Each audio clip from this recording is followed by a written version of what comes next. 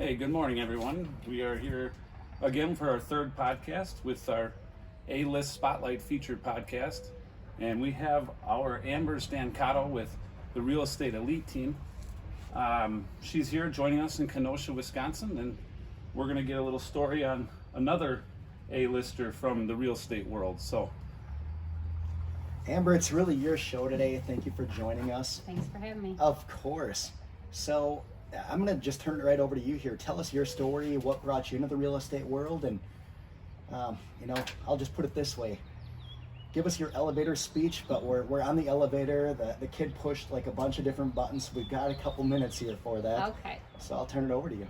All right. So I come from a sales background, family business background. My parents owned a company from the time I was very little, so I kind of always had this entrepreneur spirit. I started up my own company in 2009, and that was an amazing run. It's still actually going, but that's a retail electronic cigarette industry, and recently there's been some major changes in the legalities of the industry that have kind of put our business at a halt and slowed it down big time. So we knew that was coming. When I say we, that's my husband and I. So we just kind of started looking into other things, and since I love sales and I love being with people and I love helping people, real estate's always been on the back burner in my mind, and I just decided, all right, I'm gonna have to make a change, and this is the direction I'm gonna go, and it's been really great so far. So you really went from entrepreneurship into entrepreneurship. Yes. Makes perfect sense to me. Yep. absolutely. Well, let's share something unique about your specific, what's your profession in your business, your specific business yourself. What is something unique about you? So one thing that I feel I bring to the table when I'm with a client or really with anyone is I'm a connector. I'm very well connected with people. I know a lot of people, and when someone comes to me with real estate, whether they're looking to buy, sell, anything, there's a lot of different steps and processes that you have to go through the whole thing, and knowing the right people to connect my clients to really helps and sets me aside, and I've been told that, and I enjoy doing it. I think it's not what you know a lot of times, it's who you know. Absolutely. I definitely see that in this business. It's networking is a very key element to the real estate world. So Yes. great, very cool.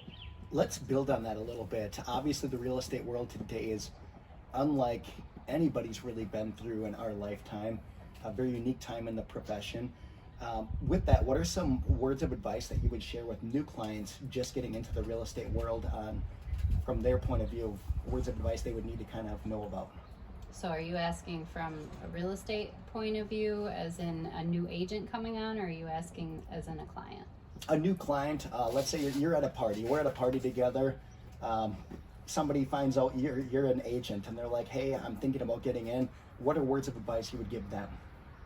And you thinking of getting in as I'm thinking about buying. Yeah. Okay, okay. So I would suggest right away to make sure that you link up with a very good, very well-known, very reputable, creditable lender.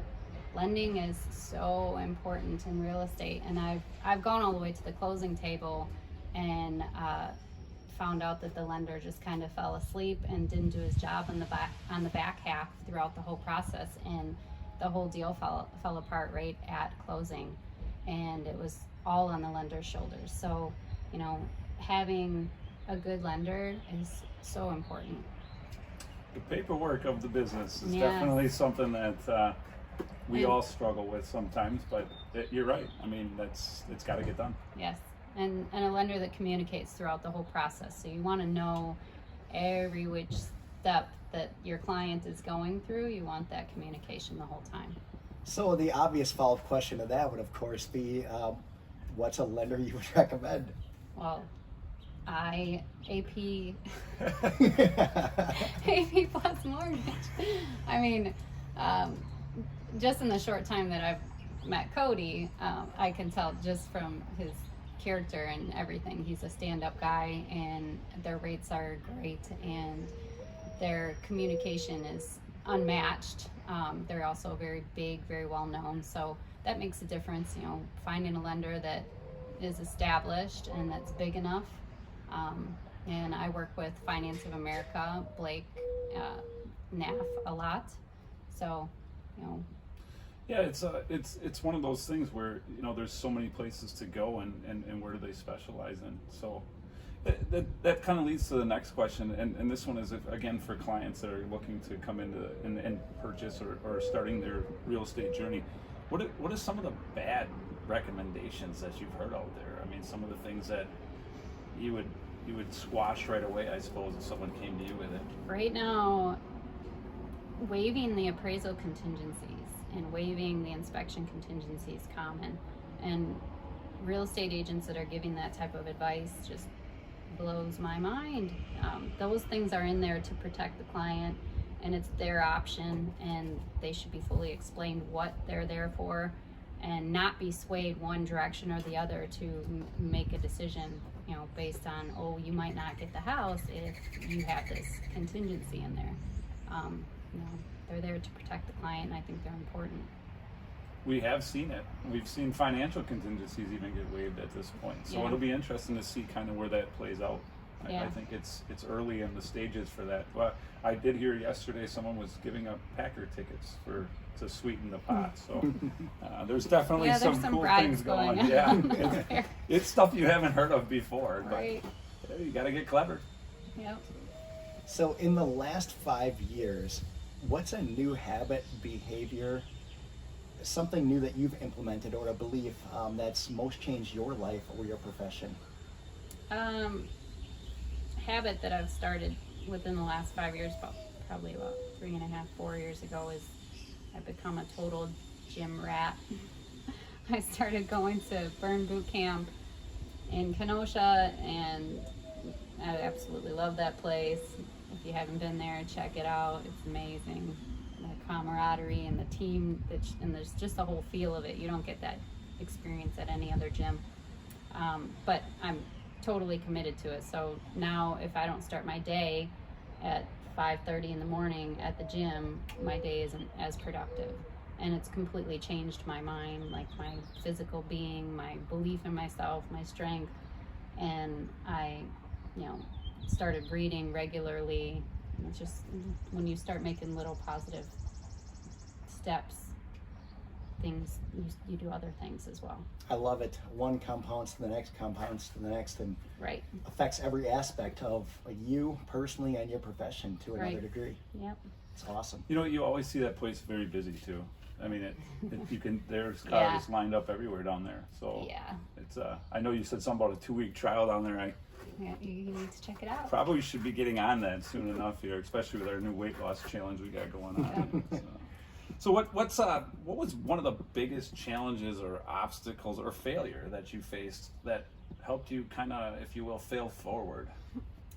So when we found out about 1.5 years ago that the e-cigarette industry was going to be changing and coming to a halt, and we've kind of had this threat since the very beginning, but we've made some very key good relationships with people in the industry.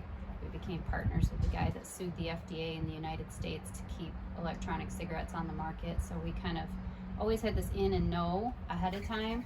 And when I found out, oh, a birdie joined us. Hey, buddy. Hi.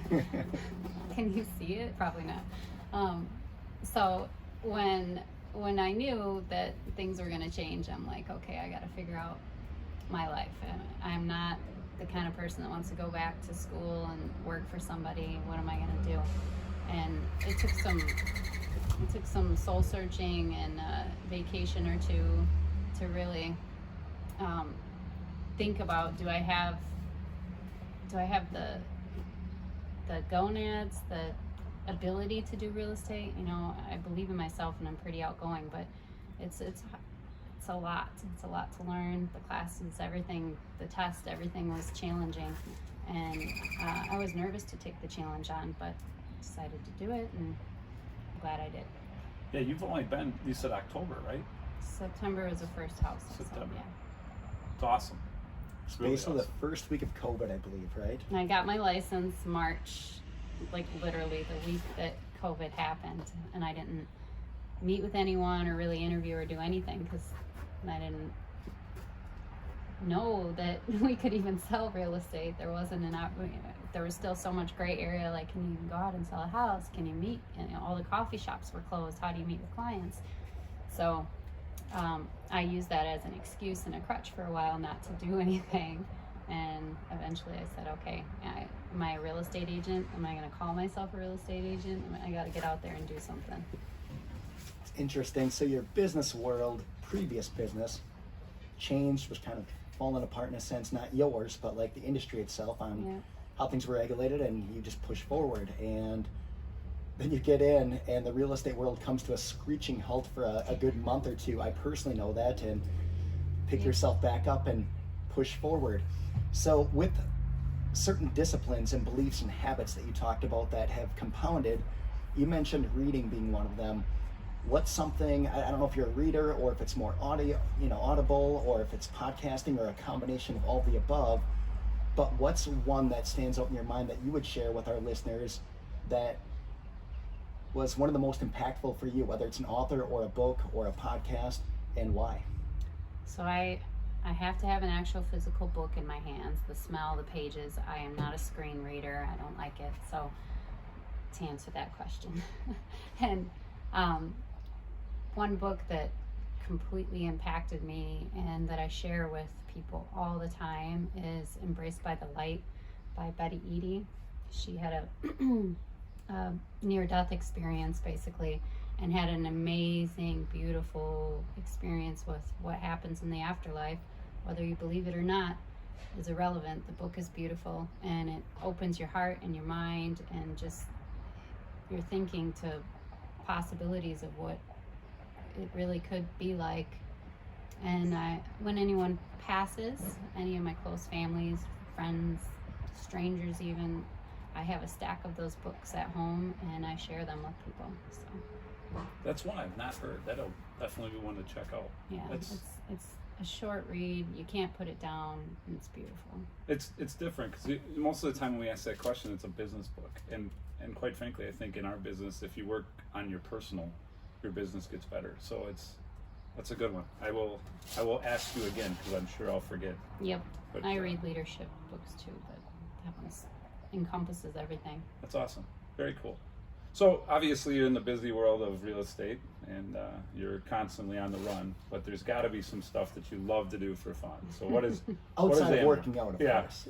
Well, I love being with my kids. My daughter's 7, my son is 3, and they're both they're amazing. They're so well behaved. They're really good kids, and they're only little ones, so spending time with them. And we travel a lot, so we're actually going to pick up a camper in a few days. The kids don't know about Awesome. it. We're gonna go pick it up in Indiana and then camp in Indiana and come home.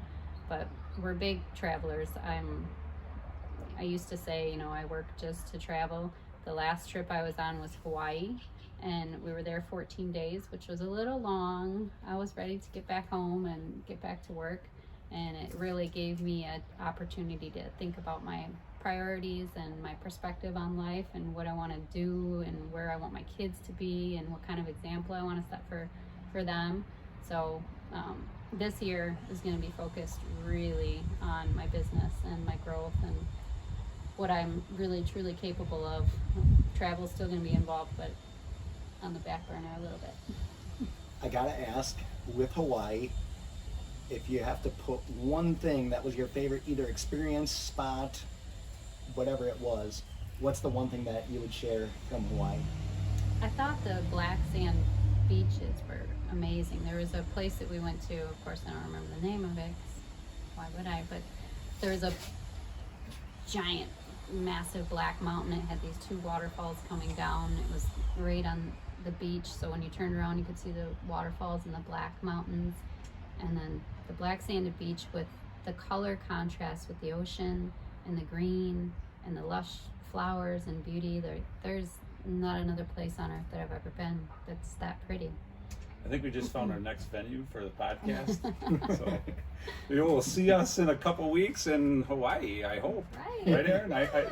Aaron's going to run with that one. No we'll let him argument have for it. me. Well, we greatly appreciate your time, Amber, and Thank you. your insight. Obviously, in the crazy real estate world right now, any good insight to our clients is very helpful. So we definitely appreciate your time, and thank you for sharing. Thank you Absolutely. for having me, guys. Oh, thank you. And thank you for all of you for joining us once again on the A-List Spotlight feature, brought to you by A Plus Mortgage and the Schnabel Lending team. Have a wonderful day, everyone.